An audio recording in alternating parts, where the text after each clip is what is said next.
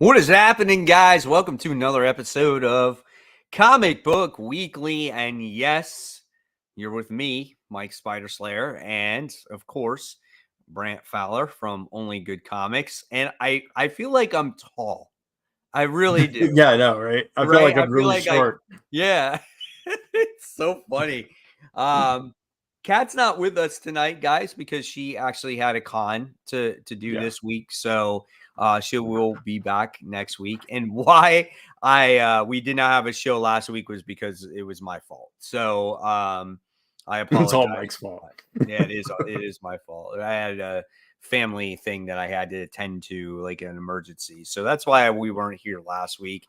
And it seemed like it was going to be a pretty good topic. But we promise that we're going to have a good topic today. And what we're going to do is talk about some of the news from the past couple of weeks. Then we'll talk about the topic, and then we'll get into those comics. And obviously, the topic is Ultimate Spider-Man. So we'll get into that. But welcome everybody that's joining the show, and hopefully you will enjoy it. So I'm going to hand it over to Brant now, as we're going to talk about some of this news here, guys. Yeah, so let's start with that news. That doesn't work when there's only two of us. I'm gonna have to figure something out. That looks weird. We're just covering our faces. Yeah, so let's start with all this blood hunt stuff. We got a lot of that because, like, I don't know if you actually said that or not, but I know we said it beforehand that we combined some of last week's news and stuff. So we'll try to run through this pretty quick because there's a lot of it. Strange Academy. There's a 3-issue miniseries for the Blood Hunt event of Strange Academy. Mike and I are huge Strange Academy fans, so I'm excited about that one. I would buy that just because there's been no Strange Academy. So Right. I am buying that for sure. Yeah. And also, let me see. I'm trying to get all these opened right now. The Dracula one, I'm not like super excited about. It kind of makes sense. You're gonna have a Dracula one with Blood Hunt, so I just did want to throw that out there. Don't really have much to add to that. How about you? Yeah, I mean, when it comes to Dracula, I think when it comes to a lot of these tie-ins, I think it's just going to be about the books that I think I'm currently reading, because it literally is a lot of comics out there, when it comes to this thing.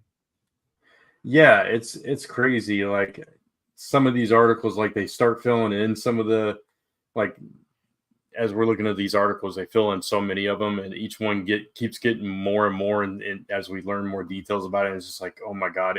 With just like the blank images, it felt overwhelming. But once you start seeing titles and you start realizing how many issues each one of these things are and stuff, it's a lot. So we got Morbius coming in through Amazing Spider-Man's tie into Blood Hunt, which again makes perfect sense. So what else are you going to add to that? Morbius, Blood Hunt, vampires, of course. Exactly. So, yeah. Let's see. We got Wolverine. He's getting a Blood Hunt thing. It's by Jed MacKay, so that's pretty cool. Mm-hmm. Sorry, I'm trying to go over all the details here. See if there's any like thing that's popping out about Wolverine. Pepe Larraz is doing the art, so that's cool. Yeah, Pepe Larraz is good. I'll definitely check that. I'll probably check the Wolverine out.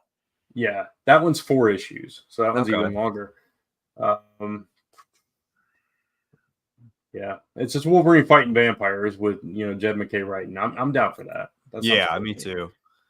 Obviously the X-Men got a bunch of one shots. We got the X-Men X-Ladies involved in this one. Jubilee, Psylocke, Magic, and Laura. It looks like that's a pretty solid team. Who's the artist on that one? This one is, I'm not familiar with this one. Enid Balam, and the writer is Preeti Chibber, so it might be a completely new creative team. I'm not familiar with either one of them. That raises a flag for me a little bit. Yeah. Oh, these are actually separate. So like Magic is written by Ashley Allen with art by Jesus Hervis. It sounds like new creators on all these. It's individual books? Yeah. I didn't realize that until I started looking down through this. Yeah, there's a Jubilee one, there's a Magic one, there's a Psylocke one. Yeah, they're all individual. Laura Kinney. Oh, okay. It's actually Laura Kinney, not Wolverine. That's interesting. Oh, Yeah. So I don't know. I don't know if I'll get. I mean, I guess like if you're a fan of Psylocke, you're going to pick up the Psylocke one or whatever. That's going to be interesting. I'm surprised they did those individually. Okay. We got 7 ongoing series tying into Bloodhunt. That's where it gets like tricky, right? yeah. That's like I said, if I'm not reading an ongoing, then I'm not going to go out of my way to read. Yeah. So we got Amazing Spider-Man. Obviously, we read that, so we're going to be Right. reading that. Avengers, if you and I are still reading that at that point. Currently, yeah. But it's Jed McKay, so you know. Right. Doctor Strange, which I actually dropped, so I don't know if you're still reading that. I did too. Okay. Fantastic Four, which we all dropped. Yep, dropped that too. Yeah. Miles Morales. Read. So yeah. Venom, which you're reading, I believe. And Moon Knight, which I am reading currently. I'm reading that too. Yeah. So we're gonna read most of it then, it looks like. It's gonna. I hope it just doesn't come in the middle of storylines like events tend to do. Yeah, I mean, and it's a lot. I just What do you tell that much of a vampire story? You know, for like it's got to be mind blowing in my eyes, like you would think, but I don't know. Let's hope it surprises us. You know. Spawnfire 2 says, just correction, the Wolverine mini isn't McKay and Larraz, that's the Bloodhunt team. Okay, that's the main series. Wolverine mini is Tom Watts and Juan Jose Rip. Tom Watts did some IDW stuff, right? Maybe even Transformers or G.I. Joe or something like that. Yeah.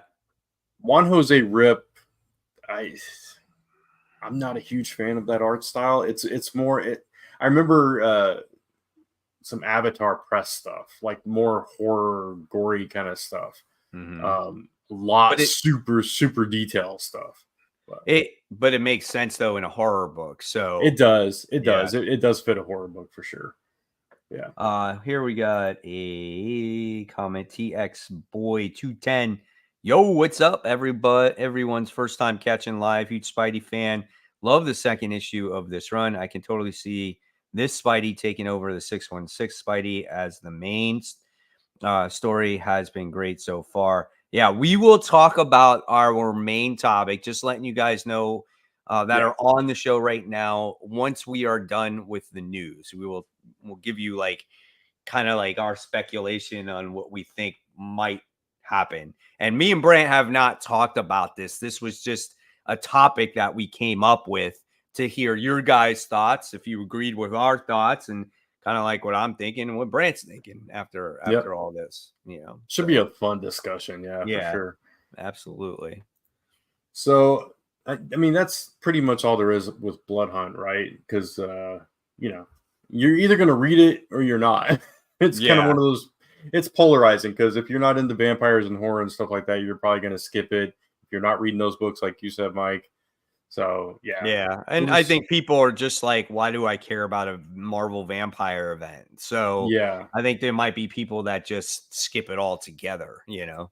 Yeah. And it's kind of like the way I felt about Beast World before Beast World happened. It was like, I don't really care about this. So I'm hoping it's that way for me. I'm hoping once we start reading it, it's like, oh, this is really good. And it pulls me into it. But we just have to wait and see. Oh yeah, absolutely. I'm praying that it's like Beast World, right? You know, that was just a nice little surprise right there. Yeah. All right, so let's talk about a few more since we're on the topic of X-Men and Marvel. We'll talk about a few more X-themed books. So we got Helverine coming in May. I know you're excited about that one. Yeah, I mean, obviously, like I read all of Benjamin Percy's Ghost Rider series, and the Helverine character made its appearance in that comic. So I guess it was popular enough to be like, hey, let's do another one. So I'm all for it. It's just basically like a mashup type of thing, but there is a purpose behind it, like why the two came together and whatnot. So I'm excited for it. Yeah, that's cool. I'll probably check it out. I have not kept up with either one of those titles, but we've got Joe Kelly and Adam Kubert. What a team! Teaming up for a Wolverine and Deadpool World War III series. So, is it a series or is it one shot? It's probably a series, mini series. See if I can find it. Yeah, three-part globe spanning saga, they're calling it. Okay. So that's a really solid creative team. I like Joe Kelly's writing. I like Adam Kubert's art. Obviously it's timely with the movie coming out soon. Yeah. So I mean, that's what you want. I mean, it's about time that they're actually, sitting there and releasing, comic books that have to do with the movie that's coming out shortly. Like that needs to happen. Yeah, absolutely. I completely agree. And the last X-Men news is just a small mention. Marvel prides to feature an X-Men wedding, which is the wedding of Mystique and Destiny, which is a story that we haven't heard before. So I thought it was kind of cool that we're finally getting that story. So I just wanted to give it a mention. Okay. We got a comment here because I don't know if this was actually in the news. Marvel announced the $3.99 cover price for most of their comics sometime in the future. Hopefully they stick to it. So looks like they're trying to kind of draw the line at $3.99. I actually saw that article. It was on Bleeding Cool. It popped up in my Facebook group, and they were taking like kind of like an inventory of like what the $3.99 comics are currently, and like the higher priced ones. It's like a 50-45 or 55-45 type of split. So I guess they're going to be working towards that point of the $3.99 comic book again. Okay. Well, I mean, that's cool. I had not seen that. So that's good information. That's hopefully they do stick to it at least for a little bit, So I know some people would say, how can you charge, $3.99 for, a 24-page story, but would you rather pay $4.99 or $5.99 for like, a 32-page story or 40-page story? Like, what would you rather have? Would you rather have more pages and pay more money, or would you rather pay less money, try to try other titles instead? What would you prefer? I think I would I would prefer to pay less money. And so because especially with us, we read so many books, right? It's hard, when you get these oversized books and stuff. Sometimes it's fun and exciting, but I don't always have time to read everything when they do that. So, if I was just like a casual fan, I think I'd want more content. Mm-hmm. So it's kind of a balance. So hopefully they can find a good balance with that. I think I rather have less pages. Maybe partially is because I do read so much, but I think sometimes when you put more pages in there, those extra pages are not always needed, right? It's just there to like, oh, we have to make 40 pages. So let's put in a backup story. Let's do something else. Like, you know what I'm saying? It's not always attached to the main story. I just feel like, and also in a way, you can actually make the run longer because you do have less pages. So, I mean, you could do that too. It's like Spawn is only 24 pages and it's $2.99 comic book. Like everyone's like, oh, it's $2.99. It's $2.99, but it's only 24 pages. It doesn't have a lot of reading in it, but the reading that's inside is very impactful, So I don't know. Personally, me, I'd rather pay less so I can explore more titles. That's what I've always said, because I feel like that's what will get people to attract to other comic books. They're more inclined to try something when there's a less, of a price tag on there. Yeah, exactly. No, I totally get that. So, but we'll see. I mean, we'll totally see. Hopefully they can, commit to that promise and that, they're actually sitting there going, you know what, maybe $5.99, $4.99 comics is just, maybe it's just too high. And I think it is in reality, Yeah. Typically speaking. Just a couple little things real quick. Josh Gad, who is an actor, comedian, is writing a book for Dark Horse, following the footsteps of Patton Oswalt. So that's cool. It's a fantasy book, so it's right up my alley. It's called The Writer. Mm-hmm. So I don't know. It sounded cool to me. So I'll check it out. I'll try it. I tried Patton Oswalt. I read a few issues of that one. So I like Josh Gad. So I don't know how good a writer he is, but we'll see. Okay. Let's see. We've got a Space Ghost series coming from Dynamite, which is cool. It's been a long time since we've had a Space Ghost comic. I do remember one. I don't remember who published it, but I remember one several years ago. Yeah. So, it was quite a while ago, honestly. Yeah, it was a long time. But this one looks like it's a little more serious, I guess, and it's another older IP. Hopefully it will be good. I'll definitely check it out. I mean, Space Ghost is classic, man. I mean, yeah, absolutely. I used to watch obviously reruns, but I'm even a little too young for that one. I know. But I used to watch that all the time. And and the whole like Herculoids and all that stuff. So I love the Herculoids, man. Right? I love those little the rock dinosaur guy and little jelly guys or whatever the heck those things were. Yeah, exactly. Yeah, fun stuff, man. Here's a question, or no, where'd it go? Oh, I lost it. Here. Oh yeah, did you hear about this, Brant? The DC Comics is going back to Wednesdays for new releases.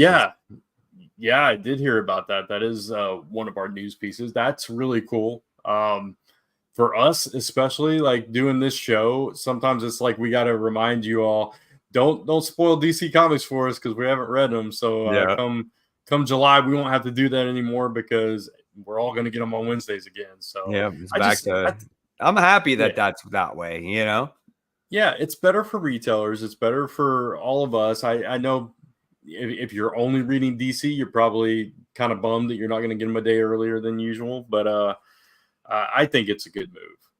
I never understood the switching it up like that. I guess just to get their books out there before everybody else's. So from that perspective, it made sense. But servicing the fans, it just didn't make sense because then everybody has to either wait a day anyway or come back again to get the rest of the books. Exactly. Yep.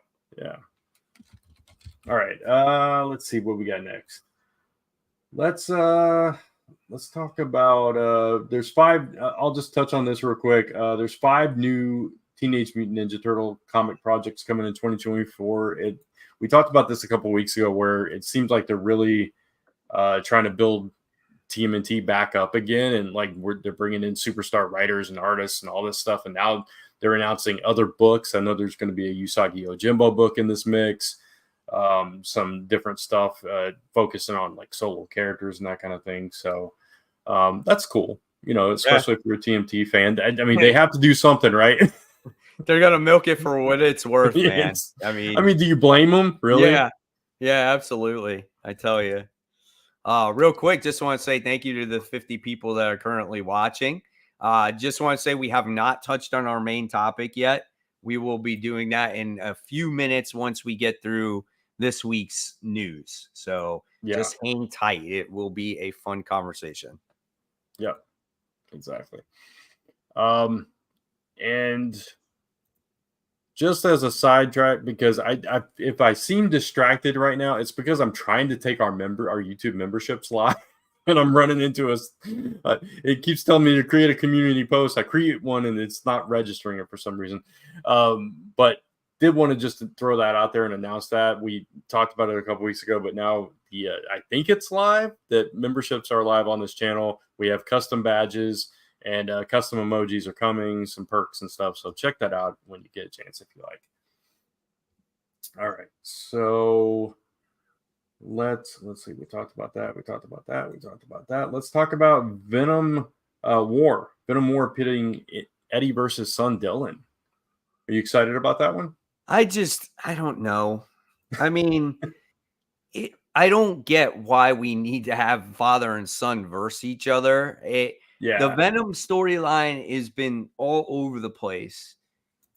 All the Yeah. different Venoms are all Eddie Brock from different timelines, which has been crazy. And now Carnage has somehow entered the field. Now Carnage is Yeah. in here.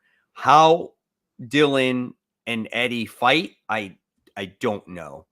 But I just feel like this book has just the Venom character has lost its way. I have no problem when he became King in Black. It's just everything after of what happened. It's just been all over the map. And I'm just not a fan of it. I really am not. I don't mind Dylan Brock, but it's just like he's barely in the book. And they take such breaks between both characters. So it's kind of Yeah. frustrating right now. Yeah. And, I dropped it a while back too. It just wasn't appealing to me either. And when we do see Dylan like pop up in other books, he seems a little out of character to me. So it's like, Right. I don't know. I don't know how I feel about Dylan at this point, and I really don't like what they're doing with Eddie. So I'm not super excited about this one. I'm not even sure I'm going to read it. So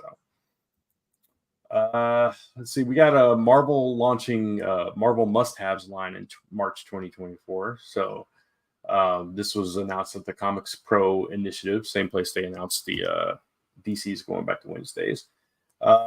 Kicking off with 3 titles, Marvel suggests fans check in with their comic shops for more info. Spider-Man Deadpool is the first one, it looks like. Immortal Thor number 2, and Marvel the New Mutant number 1. I think it's a good idea. Because these comics are free. And it's just like, why not? Why not put comic books into people's hands? Even if they're older, it doesn't matter. Get them into people's hands. Get people be like, man, look what I got at the shop for free today. Oh, it's introducing a character. It's telling this story. If it's a way to get people excited about comics or whatever it is, hey, that's cool. I mean, they give away those free preview magazines all the time. Why not do a free comic here and there? I think it's absolutely fine. What does it cost them to reprint a comic book that's already come out? Yeah, exactly. No, I agree. Why not? Showcase some of these. It kind of reminds me of like when they do those dollar reprints to bring people in. Like Image would do the Image first and stuff like that. Mm-hmm. So yeah, for sure. All right. We also have the Nightwing run coming to an end, right? With Falling Grayson starting in issue number 114, 5-part story. So it's been a rocky run. Started off really strong this run, and then it kind of went all over the place. Speaking of books that go all over the place, and we've talked about this many times. So how do you feel about it coming to an end now? I'm happy. I just want to see some like new progression out of the character. Not that the book is bad, but it just doesn't really go anywhere. It's like what has it accomplished in the past? Like, I don't know, how long has it been out now? 2-3 years? Like, I don't even know. And it's been going in circles. And even this most recent story that I did enjoy, right? Very emotional and things like that. It's still at the end of the day, it really hasn't accomplished anything, Yeah. So I'm just excited to get a new voice on the book. Yeah. No, I completely understand that. And I do believe now membership is officially open. I didn't realize I had to click turn on. So there we go. We're good now. All right. Let's see what else we got. Not a whole lot left here. We've got a new Scarlet Witch series. It's the same creative team. It's switching back from Scarlet and Quicksilver to Scarlet Witch again. So interesting the way that they're why it didn't just continue. But again, number 1 issue brings people in. But yes, the series is continuing after Quicksilver leaves the title. It's just going back to Scarlet Witch, and Steve Orlando is continuing to write it. So. I'll pass. I'm still reading it. I'm still enjoying it. I completely understand why you would pass, though. Right. Yeah. And we talked about Nightwing.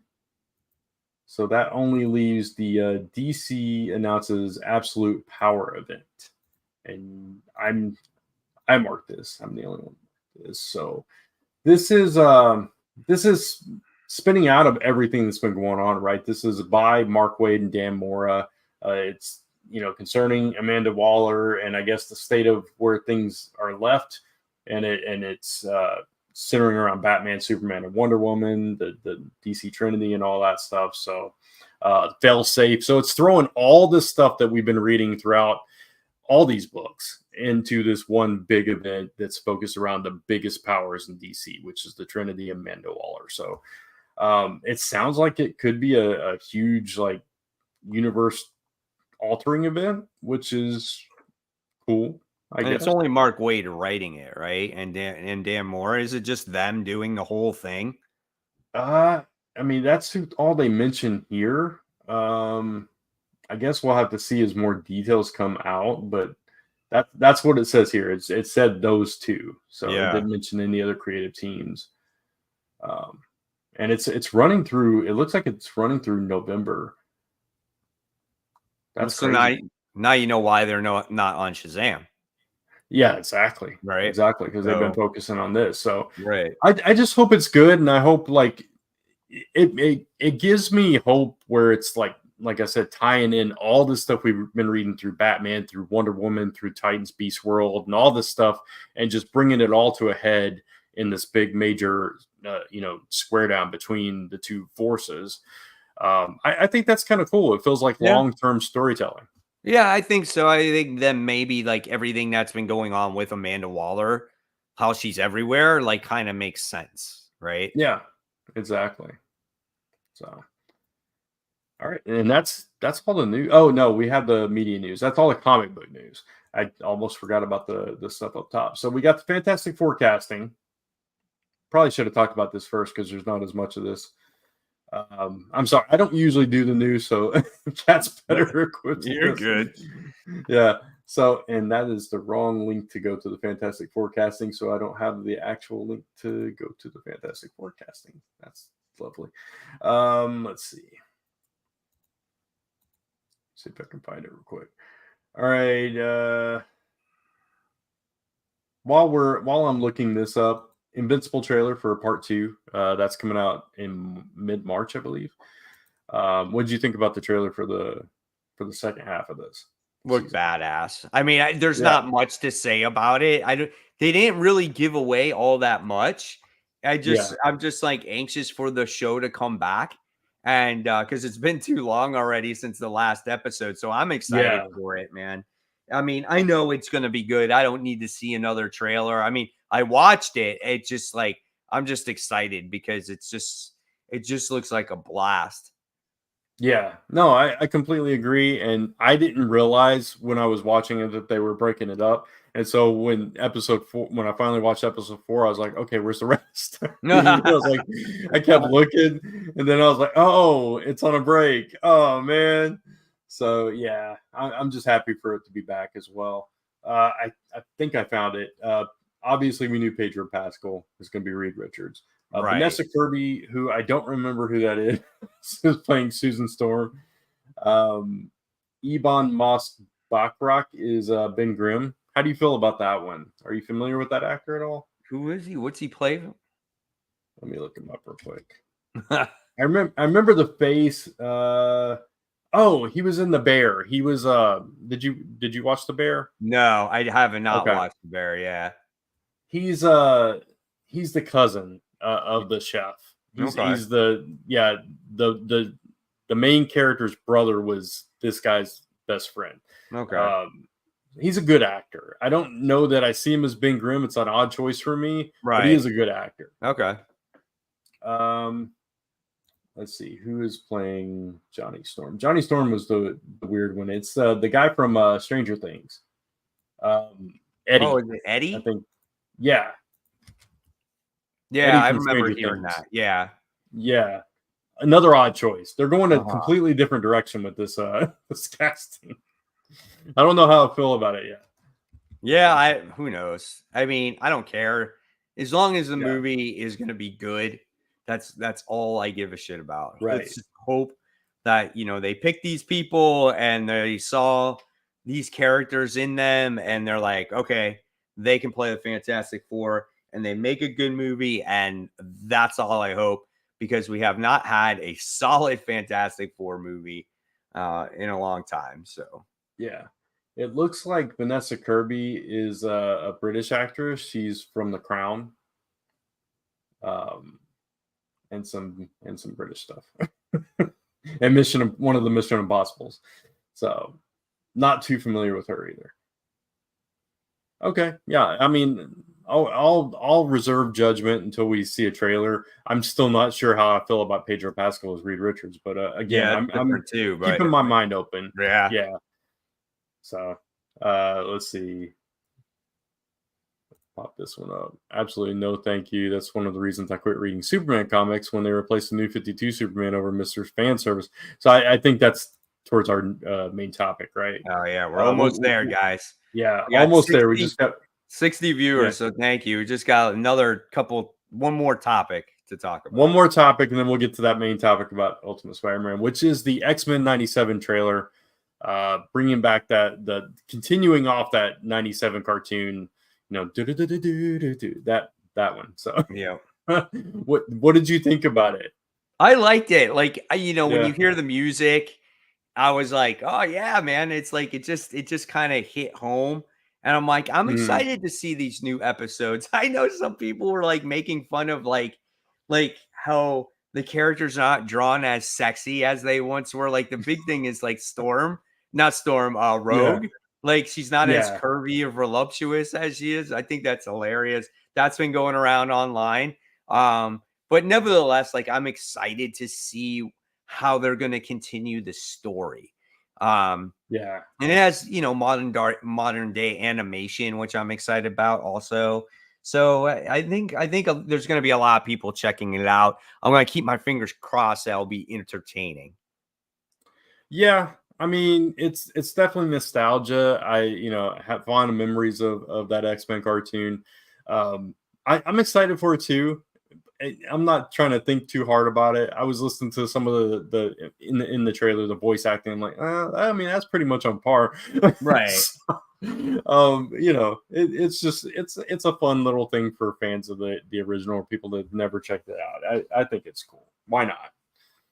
Absolutely. All right, so that's it. So that's it for the news. Let's get into that main topic. Ultimate Spider-Man. What do we think? I'll let you take the reins here, Mike. Okay. So Ultimate Spider-Man has been absolutely awesome series. Okay. And issue 2 was really good. And we'll go into the details when we actually talk about the comic itself. But the whole thing of our topic here is like, what if Ultimate Spider-Man replaced Amazing Spider-Man? And what I meant by that is, what if the plan right now, and we got a little foreshadowing, I think maybe, is that Marvel and Jonathan Hickman's plan is to eventually get this Peter Parker Spider-Man into the main 616. I want to know what you guys think of that. I thought this was a cool topic to talk about with all of you, because at the end it said one more day. What if this is somehow connected to one more day, and this is the life that Peter Parker somehow is living in a way if he didn't make the deal? Like, say, for instance, like you look at the time that has passed, right? He would have kids at this point. He would be married to Mary Jane. Aunt May is dead. She would have been dead if he didn't make the deal in the beginning. The only thing that really throws it for a loop right now is because Uncle Ben is alive, right? So I mean, that's the thing that throws it for a loop and some of the other stuff. But what if there's some way, somehow, that this is Marvel's plan to get this Ultimate Spider-Man to get into the Amazing Spider-Man title? If you guys remember, they did something similar in the Superman comic. Remember that, Brant? When they had one Superman take over for the other side. I don't remember the exact story 100%, but that's what they did. Yeah. I mean, are you talking about like Rebirth and all that? Yeah. Yeah. So, yeah, I mean, we had the New 52 Superman, we had the pre-New 52 Superman, and they kind of, elements of them kind of meshed together eventually, and it became, there was only one. I don't remember exactly how it played out either, but that is kind of I could see something like that happening, because the version of Peter Parker we have in the 616, he's just not been himself for quite a while, right? Like, right. He's just, I can't really put my finger on like what is missing there, but there's just something that's not quite right about Peter. And the Peter that we're only 2 issues in, but so far that we're getting in Ultimate Spider-Man seems more like PD's personality a little bit. So I could totally see them overlapping. And if they do eventually do some kind of merging of the universes or whatever, I could see like him imprinting on the 616 Peter and kind of doing like a crisis effect, where it just kind of, and they kind of did that when the Ultimate Universe ended the first time. They just kind of imprinted some of that onto the 616. So I could totally see that happen again for sure. I mean, because when you look at it, right, this is an Ultimate Universe where it's created by the maker. So what happens when our heroes prevail? What happens when all the heroes come back and they defeat the maker? What happens to this universe? Does it stay around? Does it wrap up? Do they fail and certain heroes? Like, how long do these series go on for? Like, how long is Ultimate Black Panther going to go on for? Ultimate X-Men, how long is that going to go on for? What book do you see that has a longevity out of the books that are coming out so far? Spider-Man, right? Yeah, and exactly. It's very easy to sit there and go, there's no Ultimate Universe here. There's only going to be Spider-Man. So how do we get Spider-Man, Jonathan Hickman, the guy that can create anything from his freaking brain, to somehow mesh and get him to become the main Spider-Man? Because is Marvel going to be happy with an alternate book outselling what is supposed to be the main title? Because I'm telling you, after this second issue, people are probably loving this series more than the first issue, because I know I did, because it just hit home a lot more. But I can totally see that happening. And a lot of the elements that are in this universe just bleed on over to the other side. And I don't know if it's breaking that contract where it pretty much like undoes most of the stuff that happened. But I can totally see it. And now Peter Parker's aged. He's got kids. He'll have Mary Jane like everybody wants, right? Aunt May's dead. We're not missing anything there because she hasn't been in a freaking comic anyway. And maybe the only thing that still remains is maybe then Ben is dead also. I don't know. But it's just one of those things that popped in my head that I can see happening. And maybe it's something that might take some time to happen. And until the meantime, we have this Ultimate Universe stuff for right now. Yeah. I did want to just answer this. Tevye, there's no way they're canceling Amazing Spider-Man right before he gets to 1,000. Just saying. I can't imagine, like, Amazing Spider-Man is the flagship title of the entire company. They're never going to cancel that book. And watch them cancel it next week. I don't personally think they'll ever cancel that book. And I don't think they should. I just think they should make it better. And that, again, that's subjective. So I do want to put that disclaimer out there. Just because I'm not enjoying it doesn't mean people aren't. Obviously, it's selling, but I agree with you. It's like when the original Ultimate Universe happened, Ultimate Spider-Man at points was probably outselling Amazing Spider-Man because Amazing Spider-Man's creative teams were all over the place at that period in time. Right. And they were having to put it out 3 times a month just to get sales up for that book. So yeah, and I think we're in a similar position now, and that's probably why they decided to go ahead and pull the trigger on the Ultimate Universe. And so far, so good. It's doing a bang up job. 2 issues in, and I'm hooked. I'm loving what I'm seeing, and that's me saying that for a Hickman book, and I'm not the hugest Hickman fan. His stuff is just not my speed usually.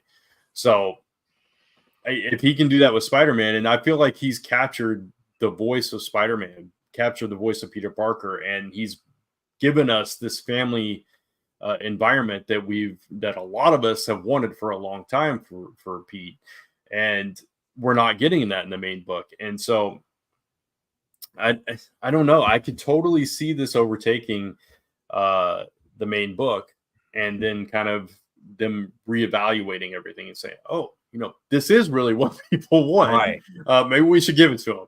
Right. And I don't know. I don't know how it could happen, but at the same time, we never saw like this Mephisto thing happen. We never saw Superior Spider-Man happening. It's not without the realm of possibility. Right. So. And then you have your top tier writer and you have your top tier artist on what should be the Amazing Spider-Man comic, Yeah. And like I said, it's Jonathan Hickman. Out of anybody, the guy who creates all kinds of crazy crap, he is the one that can somehow pull this off. I mean, he is the one that created Secret Wars to begin with too, with all that incursion stuff. And, with his science background and all that stuff, and how detailed he goes into any kind of story that he builds, he could explain it perfectly why it's happening. I know. How it's It'd happening. be like, it's perfectly fine. This is what happened. Here's my graph and all this shit. But we're all like, yeah, sure, magic. We're good. That's how it happened. No, in all seriousness, I think it could be really interesting, even if it's only a temporary thing. Even if it's only just takes over for a year or something and it goes back. I think it could be a really interesting way to shake things up.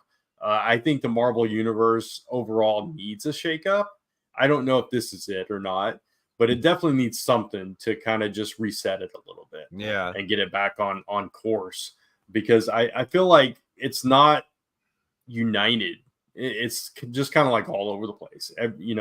There's just not a lot of cohesiveness throughout the entire universe. As much as they try with Gang War, and they're going to try with Blood Hunt and stuff like that, it just doesn't feel like, once there's no event involved, it doesn't feel like everything's working together. It just feels like, okay, this is over here and this is over there. And maybe that's by design. Maybe that's what they want right now. I don't know, but I would prefer it personally as something, a little more cohesive. Yeah, and like you said, though, this could have been their way of testing the water to see, is this what people really wanted? That they say that this is what they want, but is it what they want? And sure enough, everyone's glamoring over this book. I mean, and they're not just buying one cover; they're buying all the covers, and they're buying it to read it. And that's what comics needs. You need a book out there that's exciting to read. Just again, that next level stuff. Let's see. We got some comments here. Let's read some comments. Yeah. Christian says, I don't know if I want him to go into 616, but I would be fine with the Ultimate being the main series to focus on. Amazing Spider-Man has been so bad. See, that's my thing. You would think that that's not what Marvel ultimately wants. They don't want a backup Spider-Man book to outsell the book that's been around since the 60s. Right. So somehow they would have to, again, merge this Spider-Man, or what you do is I don't know, get freaking Hickman and Chiquetto on the book. Somehow, somehow. Go ahead. Yeah, I was just going to say, at the very least, maybe the success of Ultimate Spider-Man would be a challenge for the rest of the Spider office to be like, okay, we need to step up our game Yeah. and get Amazing Spider-Man, you know, right neck and neck with it. You know, get somebody on it that like has a really good story that, you know, resonates with the majority of the audience and tell that story. I would be Right. fine with that too. If it causes Amazing Spider-Man to level up, that works for me as well. Right. Whatever makes Amazing Spider-Man a go-to book, you know. Mm-hmm. But I mean, I'm telling you that that last thing of one more day, yeah, like that, it just leads you to believe that this might tie into that main book, and this is their plan. You know, I mean, yeah, I know it's like all this a whole other plan with the Maker and everything. What if there is a Mephisto angle to this whole thing? What if there's something that we haven't It could seen be all yet? tied together. That's what I'm saying. Yeah, Like, you never know. Like, this is the world of Peter Parker of, like I said, maybe when if he didn't make that deal, you know? Yeah. I mean, it could be just simply Hickman messing with us, being like, I'll just toss in this I'm line. gonna throw just it to, in there, make them guess. Yeah, just to get, yeah, exactly. Which would be like a very Dan Slott type of thing to do. But, you know, and kudos to him if that's what he's done. But it also could be a hint to something larger, tying into all that. I mean, it definitely wasn't just a throwaway line. It's too big of a line, a tease for everything that's happened in Spider-Man over the past like decade, so or longer. So yeah, it means something, even if it's just a little, you know, dig at the fans. Exactly. Which, again, is fine. Elite Battle Angel says, I would rather wait for a couple of years of this universe just started. Let's give it more time to breathe and let go forward. You know, they might do a crossover event or both. Yeah, I'm not saying like end it right now, but it's just a hint. I mean, I agree. I'm enjoying the ride. I could see something like that happening. They see success and they're going to want to try to, I don't know, capitalize on that, you know? Yeah. Typically, if I'm not mistaken, when they do those like retreats, they plan out like the next year or two of storylines. And obviously stuff changes based on sales and all that stuff. But I think they have a long-term plan for the Ultimate Universe right now. So this would be like down the line for sure. But I could definitely see something happening eventually. But like you, I'm enjoying what they're doing with it right now, at least as far as Spider-Man goes. Right. I mean, you would think like Jonathan Hickman, I think if he stayed on X-Men this entire time, you know, he had an end game for himself on what this story was going to be like, right? So it's kind of like, I'm sure he has this whole thing in his head when it comes to Spider-Man, for sure. Yeah. When are we getting a Paul ongoing series, Tony Sparks says? Hopefully not anytime soon, my friend. What's this one say? I know one day to remember destroyed Spidey's marriage, but all the events from that first Civil War to that point was one of the best Spidey lines, in my opinion, especially with Back in Black. I mean, Civil War, all that stuff in that time was really well written. Like, I liked all that stuff. It's just, again, the whole deal, man. It just like ruined so many people's like love for the character and what's gone on forward. It's like, that time in comics was good. You know, there was a lot of solid storytelling, a lot of exciting events and things that were happening. But it's just for that character, it was a really odd move. It felt like a personal vendetta by Joe Quesada at the time. It was like, no, Spider-Man can't be married. And it felt like, I don't know. It felt like a dig to the fans at the time, and I think it stuck with so many of us because of that. And it's not like we've talked about before. It's not like we have to have Peter and MJ married. That's not the issue, really. But again, it did just like completely change the character and where he was headed. And I don't know. The growth of the character because he hasn't had any growth since that time. Yeah. So it's just one of those things. It's like, you know, I'll never understand why they felt the need to do that, and I'll never agree with it completely. But it is what it is. Right, exactly. The Watcher says, what I also love about the Ultimate Universe is it doesn't have all the baggage that the 616 universe has. It's fresh. The Ultimate Universe is perfect example of what the multiverse should be. I agree 100%. You know, it's like with Ultimate Spider-Man issue 2, that particular issue, right? It's we know Spider-Man's origin, like, but it just felt in a way refreshed. You know, it's like, the Yeah, character, Mary Jane, but it was fun seeing him rediscover his powers for the first time again. It was like you yeah, reading, a modern day telling of the first issue of Spider-Man, which I thought was so yeah, much fun. yeah. It will be interesting to me if this is like, okay, they're going all in with the Ultimate Universe again, like they did the first time around. It'll Right. be interesting to me to see how long it takes them to get to that convoluted point, because the original Ultimate Universe definitely reached that, because Mhm. they fast tracked a bunch of the storylines that we all knew, because those were popular storylines to tell, like the Clone Saga and Venom and all that stuff, with their unique twist on those stories. But eventually it got so convoluted, it got as convoluted as 40, 50, 60 years of the main Yeah. universe. And that's why And they destroyed it. yeah, exactly. So I think they have to be careful and go a little slower this time around if they're going to do that. So Yep, absolutely. Absolutely. All right. Let's see anything here. Maybe what's this one say? It keeps moving on me. Here we go. yeah, Maybe go no ahead. cancel Amazing Spider-Man, but finish with Peter 616 on Amazing Spider-Man 1000 and continue with Peter Ultimate and Amazing Spider-Man 1001 So as the yeah, only Spider-Man. so basically, yeah, merge them at 1,000. Yeah, Right. that could be interesting. That That could be yeah, interesting. that could definitely be happening.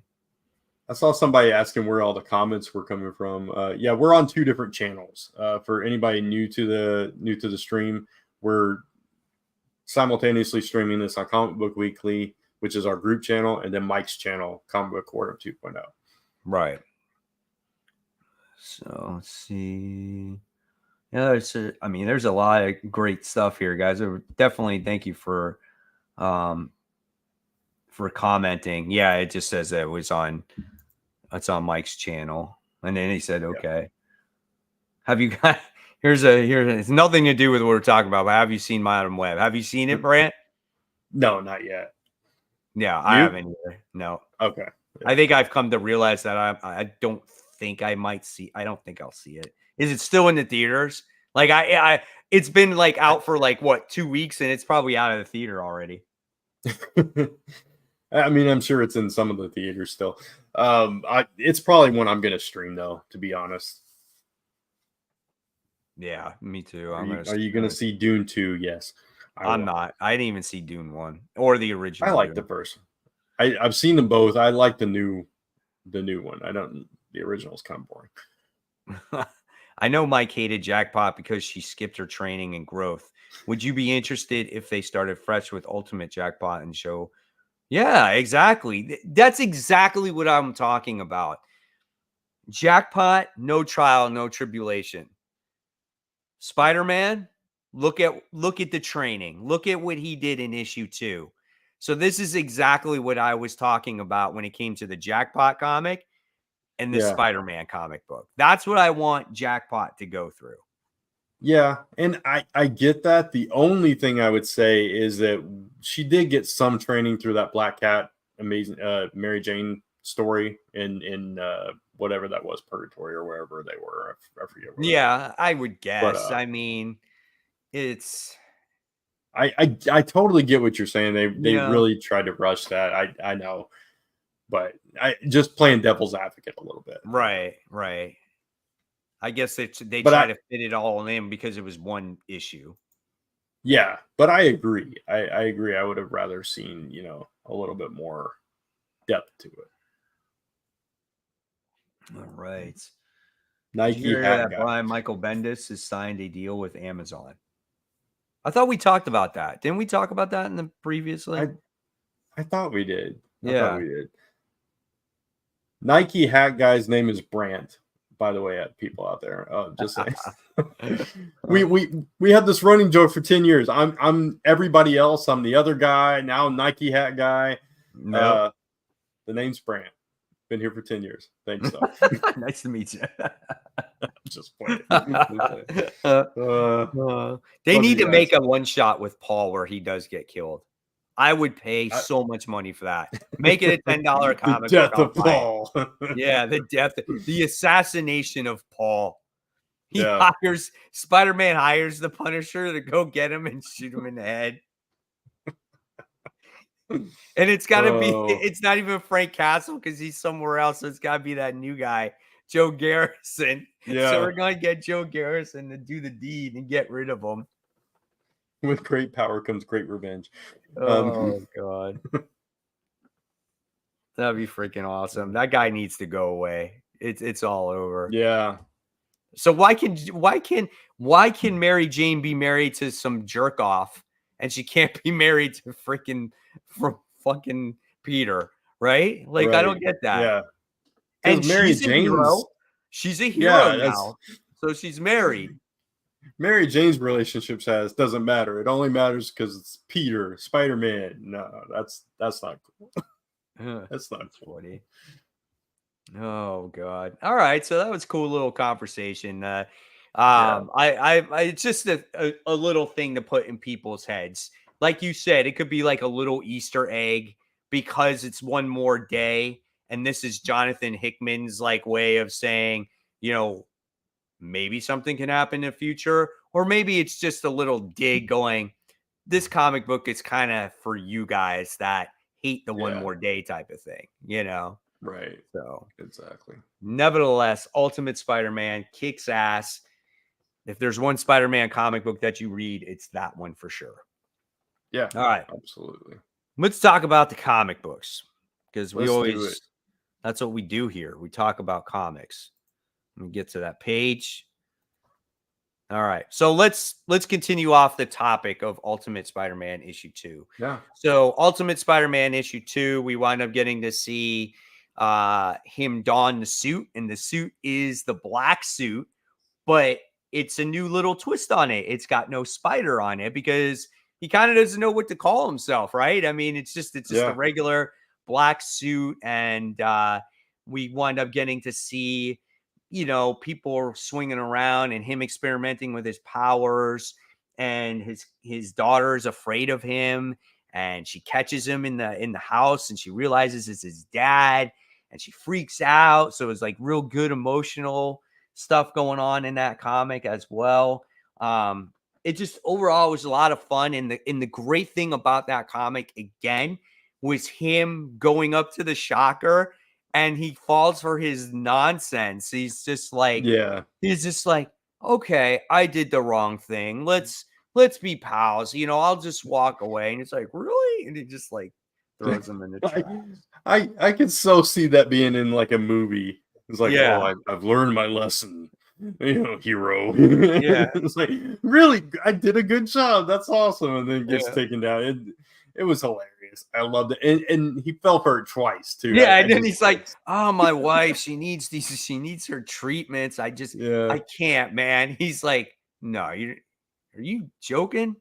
Are you kidding me? You're pulling my chain again. He's like, the great thing is that smirk, because when he asks him, in the book, it's just the artwork complements it so well, gives that smirk and throws him away again. I'm just like, this is great. I love that. It was brilliant. I really love that. And like you mentioned with his daughter, that was really cool how he realized that she was afraid of him. Yeah. And how he needed to change his suit up. And then she drew the spider on the fridge with the colors, the red and blue. And it's like, oh, okay, here we go. Yeah. So he's the one that comes up with the name and comes up with the colors and everything. It's so creative. Yeah. It's exactly what would happen if Peter got these powers after he became a family man. It played out beautifully. There was just the right balance of emotion and humor and action. Just it was all there. It was everything you could ask for in a Spider-Man book in this issue. Absolutely loved it. There was a comment on here and it says, do you think that this new black suit is the ultimate Venom? It behaves like a symbiote.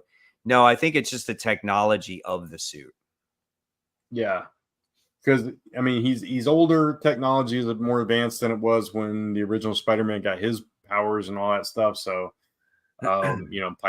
Peter's a little older, so he's a little, wiser, more knowledge, more skill, all that kind of stuff. So I don't think it's a symbiote at all.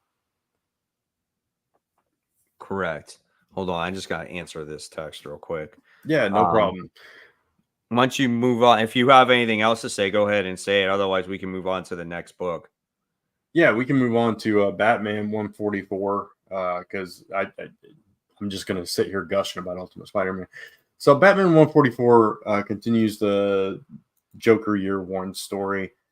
I didn't like this issue as well as last issue or the last couple issues. This one kind of started bringing me the feels that you all were having for this storyline. It wasn't as exciting, this one. I don't know. The only part I did like about this was Jim Gordon taking down the dirty cops, but that's a story that we've seen told over and over and over again. So it wasn't anything new, but I just like the way it played out. But the stuff with Batman and Joker, it was like, okay. It was just like a really tiny bit of it, just like, oh, he gave me the key to get rid of this Joker gas. Cool. So it started making me see this story in the light that you all were seeing it. And it's like, okay, this isn't as good as I thought it was originally. I didn't even read it. I didn't even read it. You didn't even read it? Wow. Okay. So yeah, I don't know. I just did not like the first issue of this. I skimmed through the second one and this is just something that I have no interest in at all. Like, yeah. And I get that now. Like last issue, I thought was really interesting because you were breaking down the psyche of the Joker, but this one was more focused on the future, where Batman is just like, "I hate you, Joker, but I can't kill you," and Joker's like, "I love you, Batman, I can't kill you," and it's like, okay, that's so dumb. Yeah, like you don't need that. It's just right. It's pointless. This is a story that just didn't need to really happen. You know what I'm saying? So yeah, and I'm starting to see that. Yeah. Right. So now we'll get to see the next issue because I think it moves on going forward now, I think. Yeah. Yeah, I think so. Hopefully. All right. So we talked about Ultimate Spider-Man. We talked about Batman. Let's talk about Cobra Commander issue 2. Yes. Really fun issue as we get to see Cobra Commander searching for Energon. He has this bodyguard with him that was created by what's her name? Pythona, or right? Yeah. So and they're in Florida, they're in the Everglades, and he finds this Energon and he comes across the Dreadnoks. And I was just like, that's pretty cool. Buzzer Rippers, Arana, they're all there, and he's shooting at them and they're chasing him and stuff like that. And he falls into a pit, into like a lake with alligators. Their eyes were glowing. Like, are they like, did they eat the Energon or something? Like, I was kind of confused by that. Like, I didn't put that together. Their eyes they're trailing like with a glow. Okay. Because he found the source of Energon there. Yeah, that's true. I didn't put that together. That's interesting, and I'm even more curious. I just thought maybe it was a tease for Crocmaster coming up. So I'm hoping we'll see him next issue. But yeah, I love the Dreadnoks. Classic, characters in G.I. Joe lore, if you want to call it that.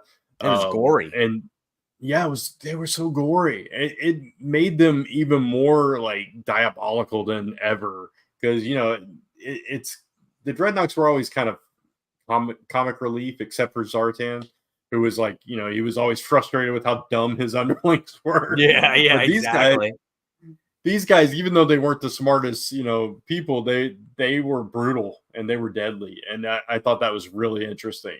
I like this take. This whole take on everything in this universe is just it's taking it to the next level. Really good. It's just it's for people that grew up with this stuff, right? And it's just like giving you a more mature version of these characters. And it's like it aged with time, Yeah, which is great. Exactly. It's like a now I don't know that like this issue would be like up Cat's alley, right? Because she'd be like, I don't know who any of these characters like, are. Who are these guys? She's right. like, they didn't even do anything. They didn't progress anything. They didn't talk about who are they. But the fact that it's tied in more to Transformers might be, right. Might keep her interested at least. So. My only issue with this is this book read so fast. Yeah. And I got to the end of it. And when I just saw a page with alligators, I'm like, what the hell kind of cliffhanger is this? Like, and then I'm like, you know how you feel like there's a page that's thick and you're like, oh, is this 2 pages? Yeah. Oh. And I was like, I was disappointed. I'm like, it's over. I'm like, it's over already. It read so quick and I wanted more. I just felt like there wasn't enough, but I really enjoyed it. Yeah, I do agree with that. It was like, oh man, but it left you wanting more, which is something a good comic should do. But I agree. I would have liked to have seen more. I wonder if his bodyguard from the movie is Nemesis Enforcer. That's kind of the vibe I got. Might be. I thought maybe something else though. Yeah, I just because of how strong he was and stuff. I was like, oh, is that who that is? Maybe somebody from Cobra Law, or it could just be somebody from Cobra. He was created out of the spores. Yeah, remember that panel? I don't know. Do you remember that panel? Like she created it out of the creature. Right. What's to say? I have no idea who they are, but I thought it was badass. Oh, this one right here. The bodyguard ripped the dude's arms off. I wonder who or what he is. Yeah, I mean that part was insane. Yeah, that's what I was saying. If anybody's seen the cartoon movie or is familiar with the figures, Nemesis Enforcer was this big, powerful dude that had like bat wings and went toe to toe with Sergeant Slaughter, and he was just really powerful. So that was my first thought. I was like, oh, is it him? But we don't know because they haven't really revealed that yet. So. Right. Tevi asks, how do you feel about RC in the comic? I guess she's referring to Transformers. What's wrong? Yeah. I mean, she's a freaking badass. She was in the Transformers movie, and she was really cool. She's considered a staple Transformer character. So to have her in there is really cool. They changed her from a motorcycle to a car. That was the only change really, which I was fine with that. I don't care what vehicle she is. But, yeah, absolutely. I agree. I love her as a staple character. I think she's cool. I've always thought she was cool, though. Yeah, I agree. All right. So let's move on. Let's talk about our number 5 comic book. So what was yours, Brant? I think I'll go with Superman. This is the only spot I was a little torn with because everything Superman and below, it's everything's kind of even, and except for my last few books that are kind of lower. But I thought this was a fine issue. I love this book, this series. This wasn't the best issue of the run for me, but I still enjoyed it. Yeah. I liked learning a little bit more about his daughter and her place in this whole thing. This was more of an action-oriented issue, so there wasn't a whole lot of story progression in this issue, but I'm still enjoying it, and it's giving me something to go forward with. We've learned they kind of engineered this synthetic kryptonite by getting a Bizarro and kind of using his physiology to create this kryptonite that does different things, which I thought was a cool little.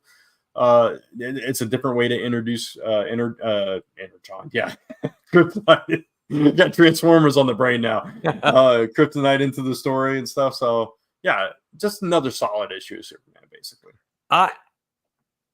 This didn't make my top 5 for the first time because The last Right. issue was actually really good. How he was displaced in time, and then now Yeah. all of a sudden he makes his way back, and it just felt a little bit disjointed going from that last Yeah. issue to this issue. Completely And agree with that. Yeah. I didn't like all that explanation of like we synthesized kryptonite and we did all this and blah blah. Again, he's a pharmacist guy. Like I get why he did it and you explain it, but Yeah. it got between that and what's going on with Lena and everything else. I was like, it's taking way too long to tell the story that you want to tell. And then you wind up Yeah. getting the grandmother to be the traitor here, which I totally saw that coming, honestly. Of course. Yeah. And then we get kryptonite infecting the city. We've never seen that story before. Gotham War or Joker War, I should say. Or what else did we say? The What's going Scarecrow. on in Action Comics right now with Yeah. Bizarro World? Yeah. I mean, and then like yeah. and the other Batman events where he had Scarecrow in there, where that James Yeah. Tynion did. So you got Yeah. you got that, and now it's freaking kryptonite grass, Yeah. kryptonite gas. So I was like, I was disappointed by that cliffhanger. The artwork is different in this issue too. Reminded me of like Harley Quinn type of art Hmm. style in there too. So I was Yeah. disappointed with this one. It wasn't bad. I know I'm kind of ragging on it. Yeah. So for me, it was like average, but compared to what it's Yeah. been, this one wasn't great for me. Yeah. And I get that. I totally get that. Like I said, I read 16 books this week. So my number 5 through like my number 12 are like all about the same. So I Mm-hmm. was going back and forth between this and Wonder Woman for me. Mm-hmm. But Wonder Woman again was just like, oh, it was a big fight between Grail and Wonder Woman. So there, it was again not a whole lot of story progression. So they're just that fifth spot was hard for me this week. But Yeah, yeah, I no, I get it. totally get where you're coming I from. kind of Yeah, skimmed through Wonder Woman as well, yeah, just because I can't take Tom King's narration in the comic book. It's just too much. Like it's just yeah, over explanation. So what I did was I just read the boxes, and looked at the pictures and just read the yeah, characters' dialogue. I didn't need all yeah, the other stuff that went with it. yeah, So and I could see that she fights Giganta and she fights Grail in there. And like I said this before, this book does not have a lot of story progression in it. It really yeah, doesn't. yeah, So I don't know. We'll see what happens with Wonder Woman going forward. But that's even though we're not even we just talking about it, so we might as well. It was yeah. next on the list to talk about. Oh, cool. Yeah. And we got a comment about it too. How do you guys like Tom King's Wonder Woman? So here we go. I overall I've enjoyed the series. Mike has not enjoyed it as much as Kat and I have. This issue was probably the weakest issue for me of the run so far. So I'm still like reading it, mhm. kind of, Yeah. but I'm slowly been falling off of it. I think Yeah. the artwork is the Oh, best thing stunning. going for that book. It's Yeah. so So good. gorgeous. The fight Yeah. scenes are awesome. Just everything about it looks great. But I just can't tell. I can't take the long-winded story. I get through a half a page. I'm like, dude, shut up. Like, I don't need to Yeah. hear all your over explanation of everything. Yeah, and this one in particular it was that king of whatever that is like just narrating from the future as Yeah. he's talking to her daughter Yeah. and saying this is how this story played out. And I agree with you in this case that it wasn't needed, or at least it could have been condensed way down. Right. So Yeah, exactly. All right. So you said you didn't read Spider-Boy. right, You didn't get to a chance to read it yet, but you right, have. yeah, that's the one book I didn't get to. Yeah, This is a good book, man. I'm telling you, I think Dan Slott is doing a really good job on this character and developing him as well. And yeah, he's created something else to go alongside Bailey Briggs. So I don't want to give away anything here, but I think he is really adding, layers to Spider-Boy here. this book has Spider-Man in it. It's got Miles Morales in it. Paco Mandina's artwork is stunning. You know, he did the Nova story with Sam Alexander in there. Yeah, and it continues to deliver. And the character has a future. You know, I really do. And I appreciate him, you know, really working hard on this guy. And hopefully he sticks around for a long time. Yeah, I've enjoyed it so far. And I did flip through it, and like it looked a lot of fun. So I can't wait to read it. I just didn't have time to read it this time. So all right. Now let's go to the conclusion. It's finally here. Firepower issue 30. Dude, this is so much a Green Lantern book. It's not even funny by the time we got to the end. Right. I was like, what the hell? We oversized too. We finally defeat the dragon after it took like, I don't know, 20 issues to get down to that part.